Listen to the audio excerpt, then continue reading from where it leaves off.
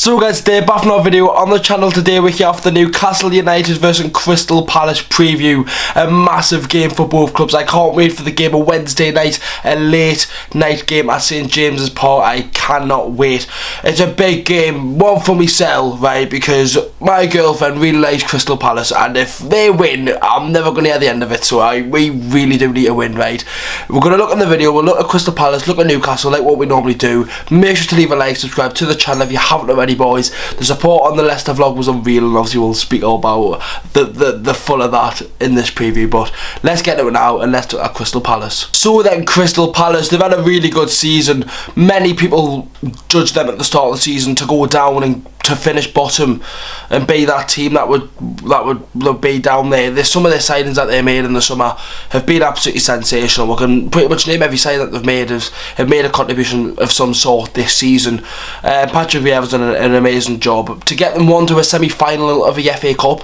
Brilliant to him, absolutely fantastic to the club. Obviously they did get knocked out by Chelsea 2-0, but they were always going to lose that game. They were never going to go to Wembley and rock up and expect a win. They were playing Chelsea, good side, and they'll be proud to get to a semi-final of an FA Cup. But some of the signs that they made in the summer, you've got Conor Gallagher, who's England international now. Will Palace get him on a permanent from Chelsea? We'll have to wait and see. You've got Elise. He's a baller, absolute baller. The defence, Anderson and I think it's Gouet, however you say his name, them two have been absolutely immense at the back. Mitchell's been really good for them this season, and obviously they've got the attacking threat of Edouard, Waitttt, Zaha. Obviously Eze is coming back as well. They've got a good set of players and a good side, so they'll come to St James's Park with a lot of confidence, considering yes, they have lost their last two to Leicester and Chelsea. They've had a really good season. They were sitting up at 9th at one point. They're all on the same points as Newcastle at the minute with 37. So I think both teams are very, very safe for relegation now, and we're both laughing. What people don't understand is the job that Patrick Vieira's done, because obviously he done it in Nice, wasn't the best manager.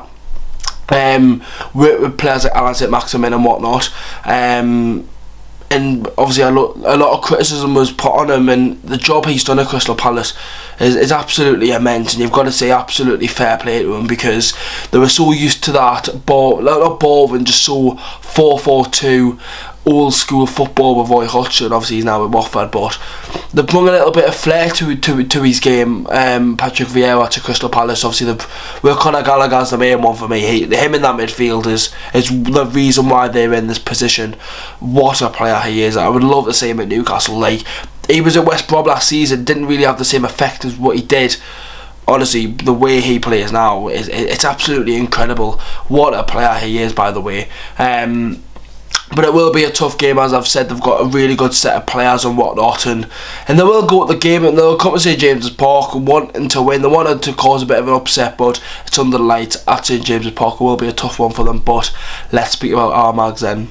So then, obviously, as we all know, that game, that goal, the moment, honestly, what an incredible game it was on Sunday. For the sake of the moment of the goal, it was absolutely sensational. Some of them players out there were absolute grafters. I mean, I really wanted to do a player ratings, but it was bank holiday sesh, lads. I'm really sorry, but sesh was needed after that goal and game. Really, really good, really, really good. Just, it was unbelievable. It was the limbs, the lot, just everything about it. Bruno scoring and whatnot. It was just pure class. It really was. And I'm going to name a couple of players who deserve a lot of credit. Emil Kraft is finally getting the credit that he deserves. I think he was absolutely sensational. He made a really crucial block on that second half. That was game changing. Matt Target was absolutely sensational. You've got, obviously, we'll speak about Bruno soon. Miguel Almiron, he got a lot of criticism in this season, right? Brilliant.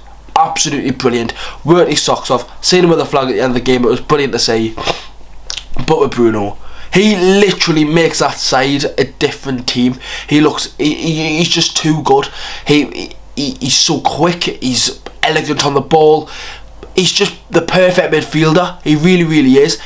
The reception that the fans give him, he will play like that for the rest of his career out at Newcastle, because he was absolutely sensational against Wolves and against Leicester. Two teams that have been challenging for Europe over the last couple of years, and he's done the show in both games and got man of the match in both games. What a player, what an absolute baller Bruno Masteclass is, and he fully deserves it. What a player, what a baller. But I don't want to say too much on the team, because obviously there will be the predicted team out tomorrow. Is there going to be any changes?